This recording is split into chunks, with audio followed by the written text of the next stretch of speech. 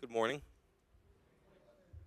Hey, um, today's a little bit different, obviously, as you might have already seen and felt. Those of you that don't already know, Thursday night, my dad and a faithful member of this church, you sit right there, and a lot of time over there, um, passed away in a sudden car accident. It was not his fault, but you know that's the way it went there. And uh, and so, yeah, today's been a little bit different. Obviously, I I'll be honest with you, right? I'm gonna just tell you straight, rather than trying to paint a picture that is not here. Is that I am shattered into a million pieces. My dad was, yeah. Thank you,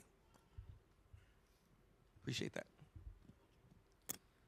My, we're good there. All right.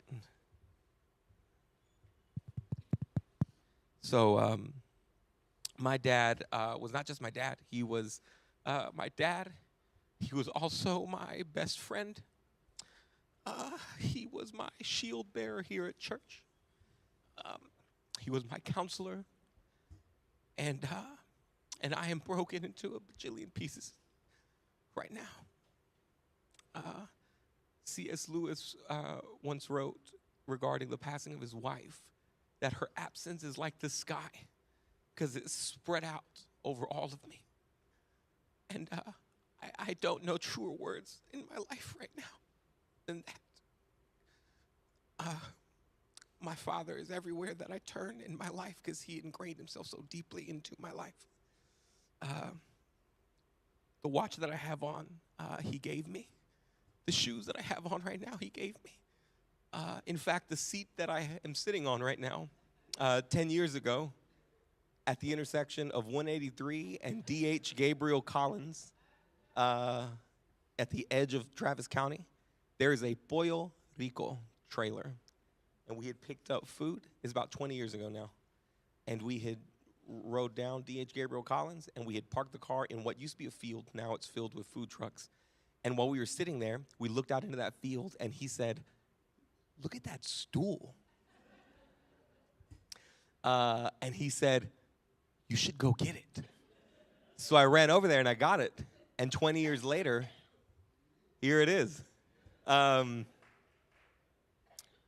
yeah. So just so completely. And so I have not been able to escape just every single place he is marked in my life. Um, and what's funny is that there was a question amongst my friends, even pastoral friends, to just say like, "Hey, if you need anything, if you need one of us to come teach or be present, man, we're here for you." In fact, the guys here did a great job of trying to organize that while in the days of Thursday and Friday and Saturday. But what made it very different was that this wasn't a scenario in which I felt like I was hurting by myself. In other scenarios where maybe a pastor is from out of town and they see their father periodically and maybe their parents come and visit, um, something like this would happen and it would be a wound to the pastor, and the church would have the ability to surround that pastor and to pray for him and to rally around. But the beauty of this moment, from my perspective, is that my father was not just deeply ingrained in my life, he was deeply ingrained in a lot of y'all's lives. And so I am not the only one hurting right now, even though I'm hurting so much. I know you're hurting right now. And the funny thing is that there's no place that I would probably rather be this morning than with you here, knowing that I'm amongst people that he shared his life with, that he loved, and that loved him back. And so I want you to know that like your tears are actually like a great comfort to me. They are an incredibly deep comfort to me because they are this beautiful representation of who he is and how he lived. And I'm grateful for that. I'm deeply grateful for that. It is good to see that the man, my dad, when my parents got divorced when I was 9, my father made a very unreal commitment. The commitment was that he was not going to get remarried or anything like that. He was just going to dedicate his life to helping me become a good man. That was all he wanted to do. So he spent the next 25 years just pouring into me relentlessly.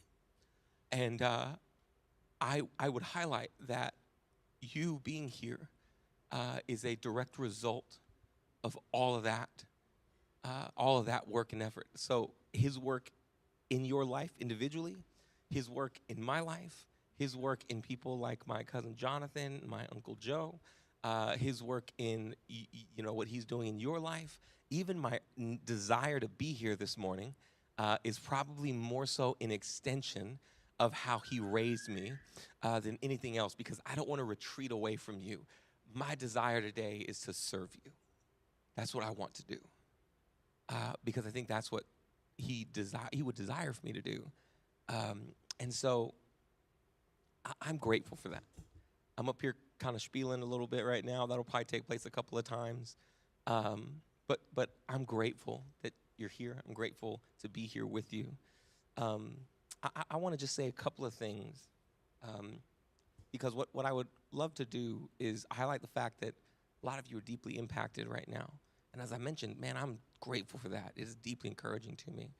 But I would want to take a couple of points, and then I'm going to move to kind of shift a little bit into another point that I would love to highlight from this. A lot of the reason why we're all here and we're crying right now is because my dad had an incredible generosity to him and a commitment to love people.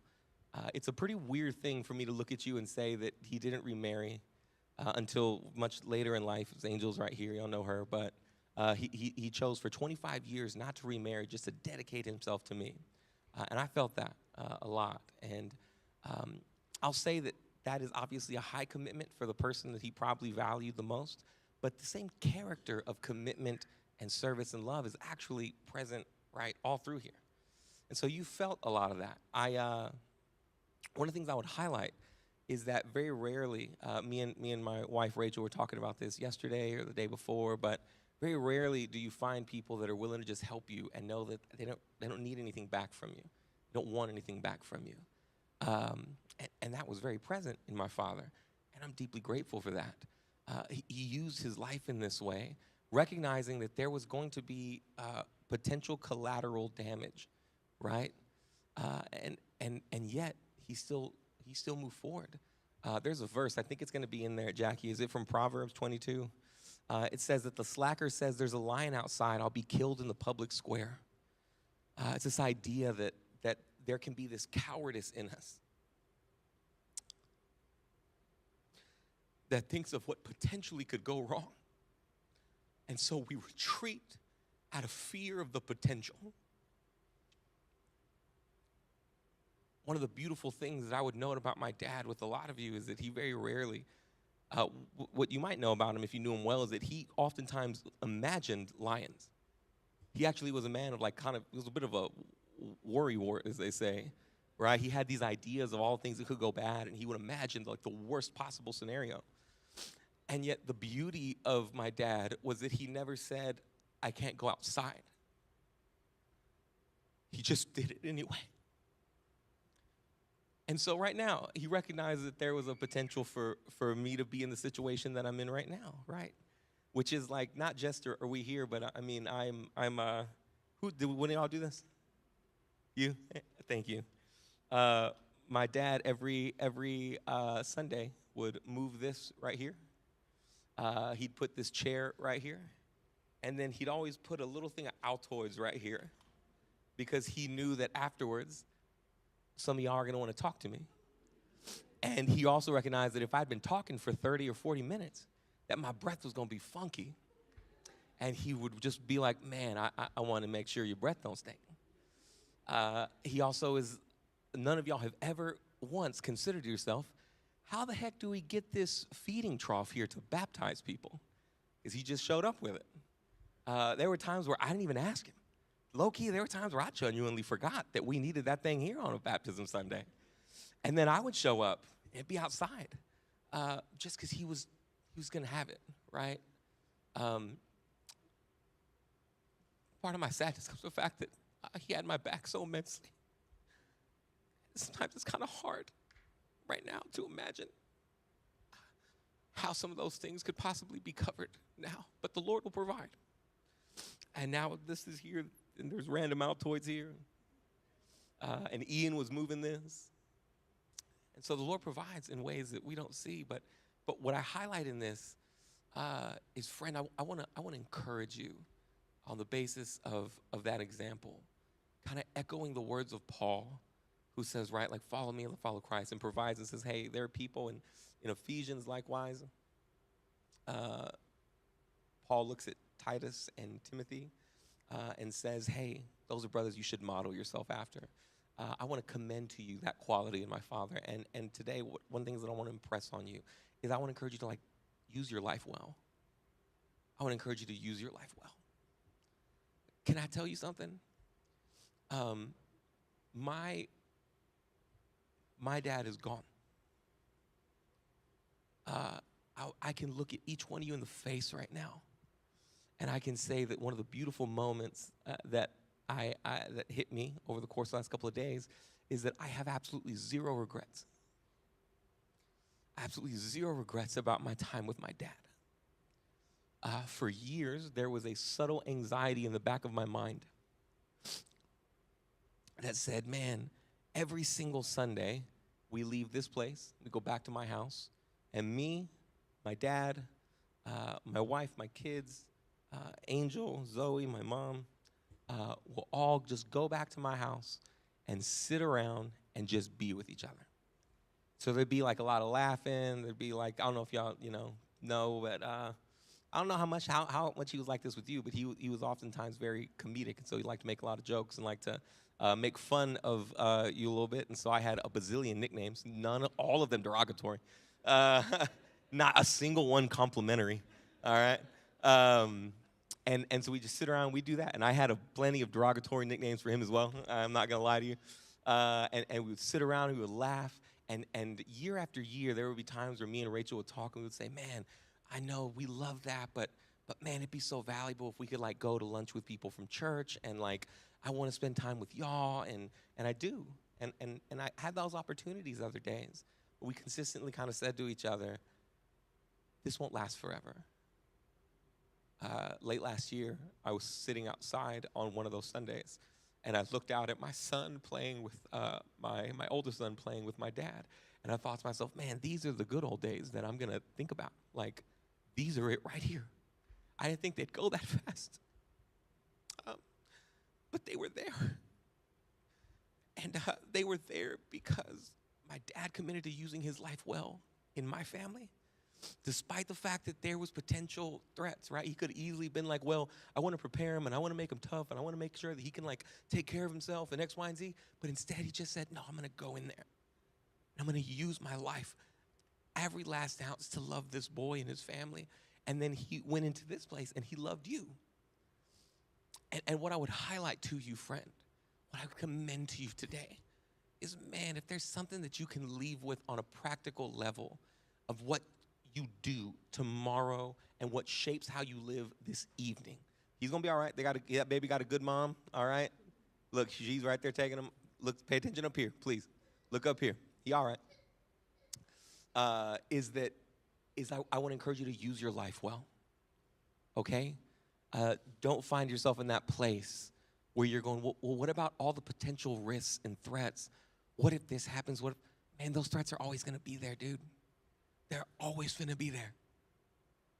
If you live like that, I guarantee you will miss out on so much beauty. But if you use your life and you recognize, man, there might be threats out there might be a lion out there, but I'm going to use my life well.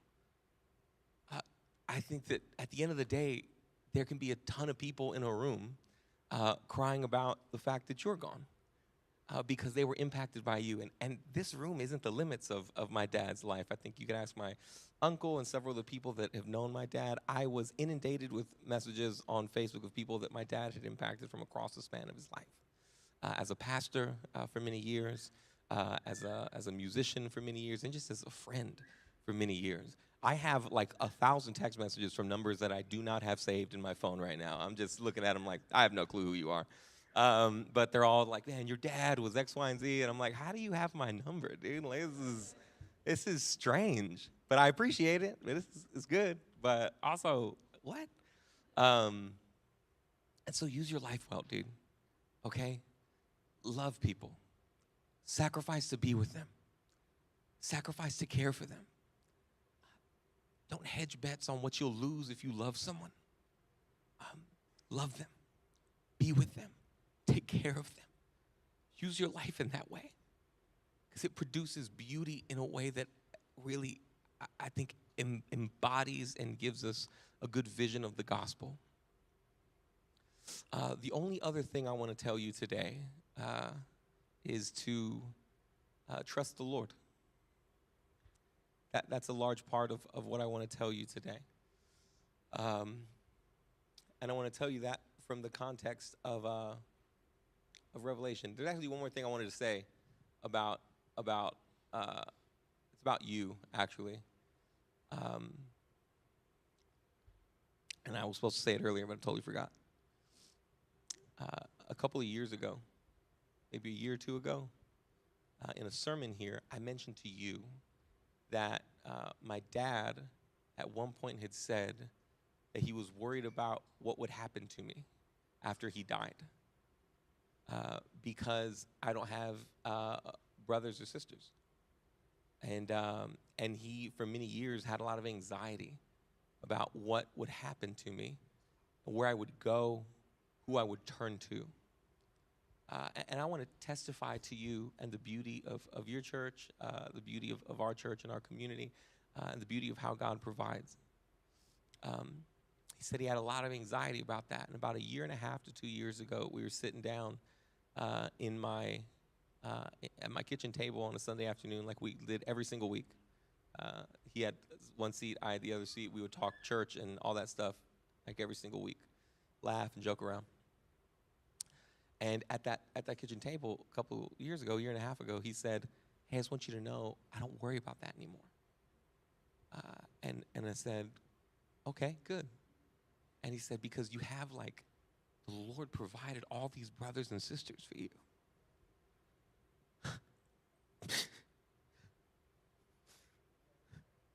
And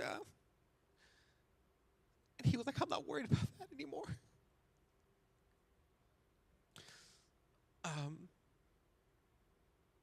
That's a testament to you, your love, your presence here. It's a testament to some of the ways God has provided in my own life with other brothers and stuff, pastor friends that have come around me. Those two brothers back there, Casey and brothers, your name Ryan? All right, I know it. All right, they're from the Well, and the reason they're here is they love us, they love me, they love you. But realistically, their love is an extension of a brother named Tori's love for me, who's the pastor of that church. On Friday, I told y'all the other day when we had that singles ministry announcement that these churches, that was 7 days ago, that's crazy, that these churches would be the ones that swept in if something bad happened here to provide leadership and hope and support. And on Friday, one of those brothers and another friend, Juhan, who's the pastor of Austin Bridge, and then my friend Alberto Lopez, who's a pastor of a church called The Springs in San Marcos. And he's been my friend since we were roommates in college. And they came to my house on Friday, and he just sat with me while I cried for probably 3 hours. And then they just prayed for me, and I just wept and wept and wept. The Lord provides in ways that you don't expect, right? And his provision, particularly in this moment, I think for all of us and for you at any point in time when you engage grief, is unexpected. How do we know that? I think we have it from the testament of Scripture. we read this text late last year. I want to read it again. It's in Revelation chapter 5. I'm going to read 1 through 9. We're going to spend about 10 minutes looking at this, right? Maybe a little less than 10, but Revelation 5, 1 through 9 says this. Then I saw the right hand of the one, in the right hand of the one seated on the throne, a scroll with writing on both sides, sealed with 7 seals. I also saw a mighty angel proclaiming with a loud voice, "Who is worthy to open the scroll and break its seals?" But no one in heaven or on earth or under the earth was able to open the scroll or even to look in it. I wept and wept because no one was found worthy to open the scroll or even to look in it. Then one of the elders said to me, "Do not weep. Look, the Lion from the tribe of Judah, the Root of David, has conquered so that he is able to open the scroll and its 7 seals." Then I saw one like a slaughtered lamb standing in the midst of the throne and the 4 living creatures and among the elders. He had 7 horns and 7 eyes, which are the 7 spirits of God sent into all the earth. He went and took the scroll out of the right hand of the one seated on the throne. When he took the scroll, this is verse 8, the 4 living creatures and the 24 elders fell down before the Lamb. Each one had a harp and golden bowls filled with incense, which are the prayers of the saints. And they sang a new song. "You are worthy to take the scroll and to open its seals, because you were slaughtered and you purchased people for God by your blood from every tribe and language and people and nation." I think that this is one of the most amazing texts in the Bible. Revelation is often seen as like this kind of mysterious book. And you've probably heard a bunch of stuff about Revelation over the course of your life if you've been a Christian for a little bit. Some of it is weird and strange and not right. But at the heart of Revelation, what it is it's a letter to 7 hurting churches. It's a letter written to people who are filled with sorrow and they're grieving. They lived in a region called Asia Minor, and Asia Minor was dominated by something called emperor worship. Emperor worship is exactly what it sounds like. They worshiped the Roman emperor. And as a result, they had a lot of aggression toward Christians. And so these are people that, much like some of us today who have talked about your uncle, what was his name, Brother Jeff? Uncle John and Misty's friend and my dad, who they would have gathered in groups like this. And it wouldn't have been like, one of us. It would have been like several people potentially knew someone that died. Some of them naturally, some of them by accident, a lot of them by persecution. That's how aggressive it was in Asia Minor in particular. And in the midst of that, this brother named John on the island of Patmos, bunch of background about that, don't got time for it right now. He picks up a little piece of papyrus or papyrus, and he starts writing a letter.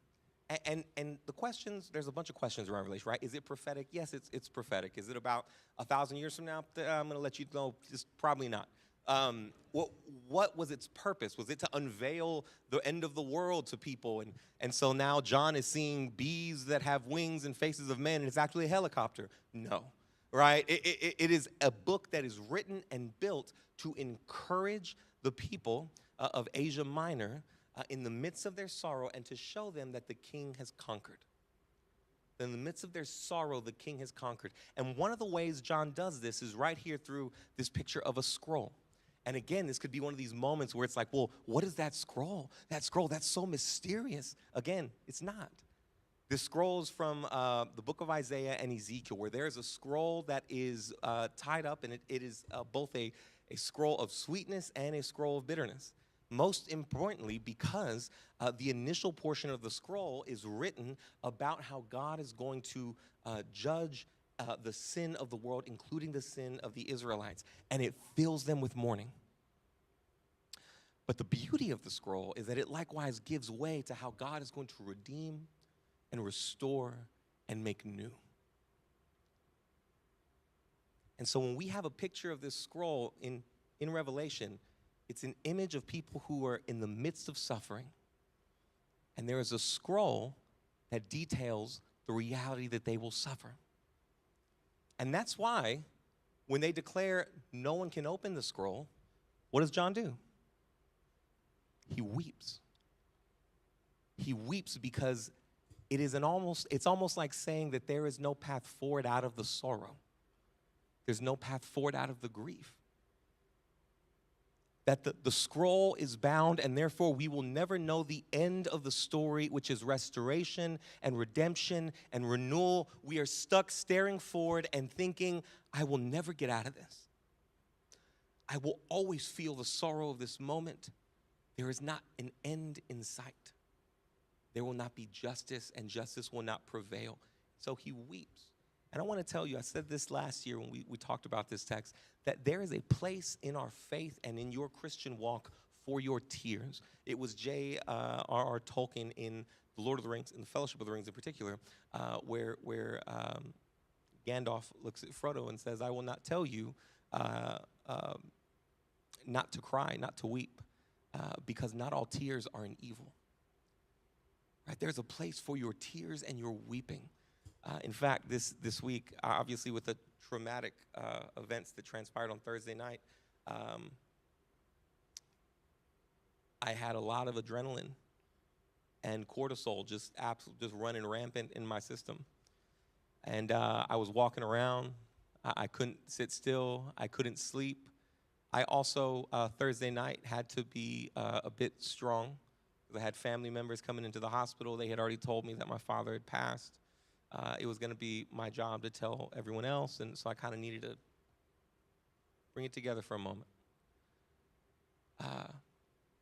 Friday, after I just wept for hours and hours, it felt like, quite literally, I got up and I was shocked because I felt really good. I felt okay. Really good is probably a stretch, as you might expect. But I felt a lot better. And the beauty of it was I went and looked up, why do I feel better? Right? What is it? What happened right now? Just kind of curiosity. Cortisol is the hormone that produces anxiety. And adrenaline in traumatic events often spikes. And that's why, as an example, on Thursday night, I did not sleep at all. I slept maybe 45 minutes. I just tossed and turned. Every time I would start to go to sleep, my body would just like aggressively rip me awake. And I would just start crying. In your tears, when you cry in emotional, anxious moments, your body literally releases cortisol and adrenaline in the tears. The tears themselves are a part of what releases the sorrow and anxiety. When I say there is a place for your tears in our faith, I quite literally mean that God has designed your body so that as you encounter grief, your body responds in a way that almost like invites the consolation of the Spirit of God by just crying. It's no wonder that God collects the tears of his people, right? It's no wonder that Jesus cries at the tomb of his friend and his brother. It's no wonder that he engages and participates in this act of weeping and grieving, because God literally designed the human body to respond positively to that, to feel a bit better. So I wept and I cried. Not quite the same way, but in this way, John is weeping and crying. He's mourning and he's grieving. And then, right, somebody pops up, and they're like, it's an angel. I shouldn't say somebody. This angel pops up and he says, don't weep. And again, that's not a correction of, hey, weeping's not allowed. It's a caring response that says, hey, don't weep, because there is one who is worthy to open the seal. There's one who's worthy. In other words, listen to me, look at me. There is one who is worthy to have the final word above sorrow and above pain and above grief and above everything else. He says there is one who's worthy, whose voice is able to stand above all of the pain. The Lion of the tribe of Judah. And then he points. And when he points, John turns his face, and the beauty of the contrast in the text comes alive, because the Lion of the tribe of Judah, in this beautiful image that John is using, is the Lamb who is slain. I said, trust in the Lord as he provides. He doesn't provide in ways that we expect. I didn't have a ton of siblings. I likewise didn't have my father. well into my advanced years. But what he did provide for me was a group of brothers and sisters to love me, to take care of me, who have been inundating my phone with love and support. Likewise, in the midst of our sorrow, what he provides is the Lion of the tribe of Judah, the Lamb slain, who has entered into your sorrow and joined you in your weeping, who has embodied and participated with you in the sorrow and the grief that you and I are feeling. Friend, the texts are beautiful. The texts are beautiful. The calls are beautiful. All that is beautiful. I talked to one of my friends. His name is Thaddeus, and about 10 years ago, his dad passed away while we were still in college. He's an elder at the church that we kind of went to, that we went to in undergrad. And I remember he said, like, man, it's weird because the calls and texts are so comforting, but at the same time, I remember when my dad died, I didn't want to talk to anybody. It's just all at the same time, all the same feelings going on. And he sent that, and I just started bawling, as you might expect, because he was exactly right. Like, I don't necessarily want to talk. But every call and text somehow was so comforting all at the same time. Friend, each and every one of those texts on my end has beautifully reminded me that I'm not alone. But that more importantly, quite literally, the Spirit of the living God is joining me in my sorrow, and I am joining my sorrow into the sorrow of the kings, so that now, because Jesus has entered into the darkness of you and my story, right? Our story, every single pain. Think about every single moment of pain you've had. Think about the worst moment so far in your life. Just stop for it. I'm going to stop talking. Think about it. Think about the worst one.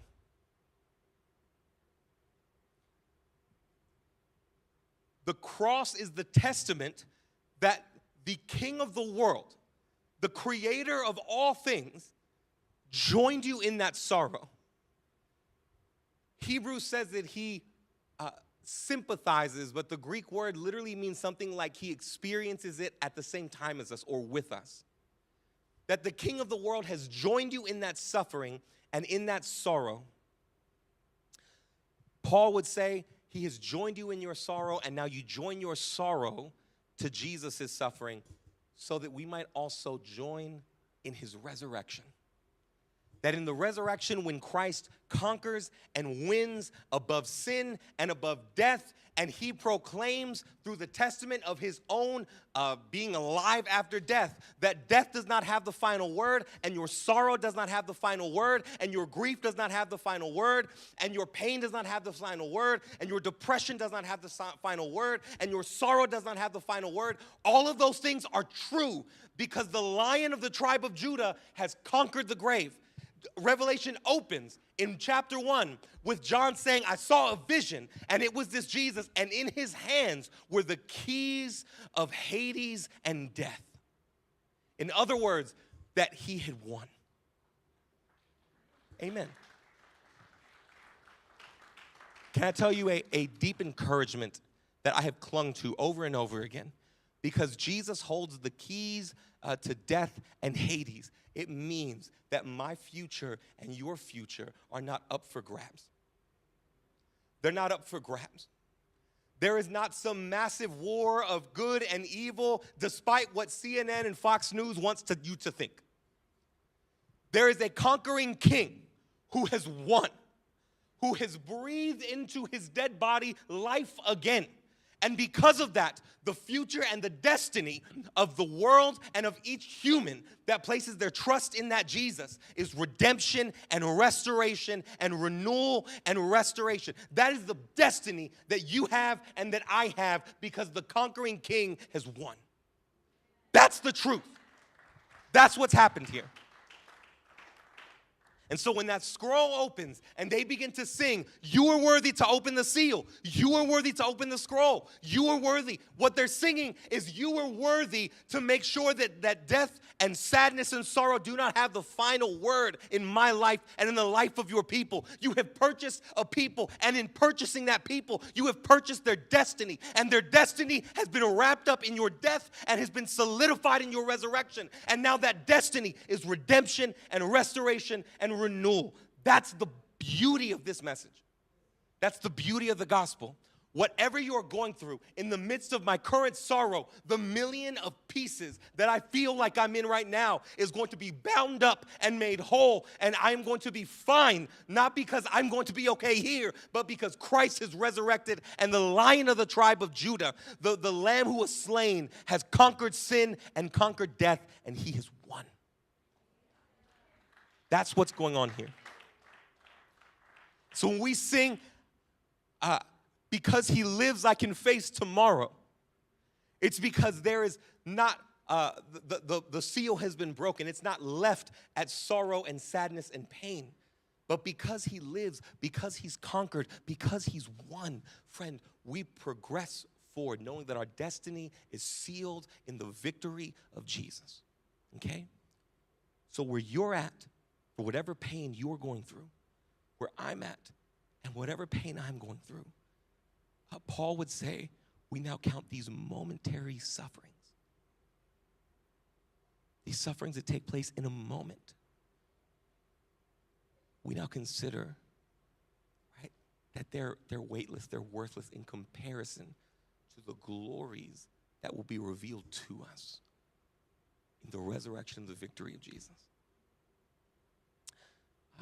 Friend, in your grief and in my grief right now, I am beautifully confident that my dad is in the beauty and comfort of his heavenly Father. But the reason I'm so confident of that is not because my dad was perfect. My dad was an incredible father. He was an incredible pawpaw, even better pawpaw than he was father. But he was imperfect. The reason I'm so confident in the destiny of my Father and in the destiny of you as God's people as we sit in this room is because the King has won. It's because he has conquered. It's because he has committed himself. You are not by yourself. I am not by myself.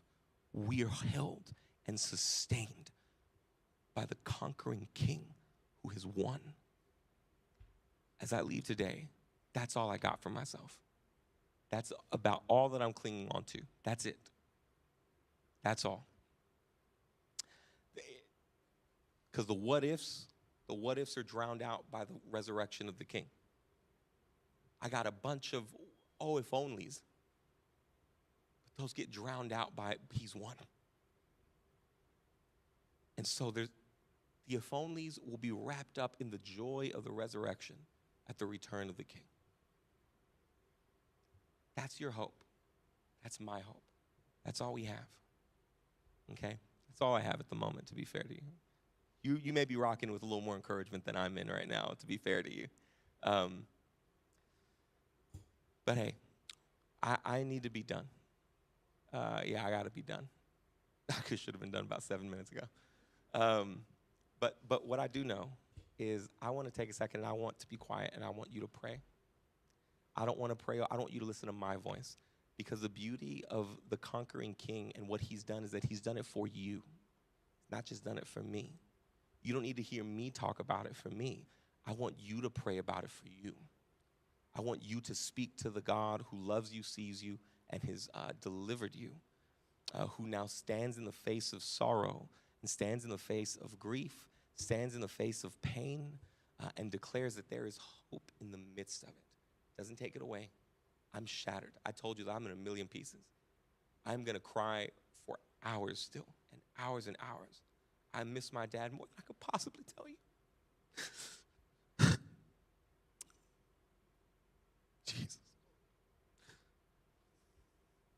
But I know that it is a momentary separation because the King has won and because he reigns. But you got to believe that for you. You got to believe that, okay? And so I don't want to pray over you. I'm going to be quiet, and I want to invite you to pray. And then I'll come in and say a quick prayer on our own, and then we'll move on to communion, okay?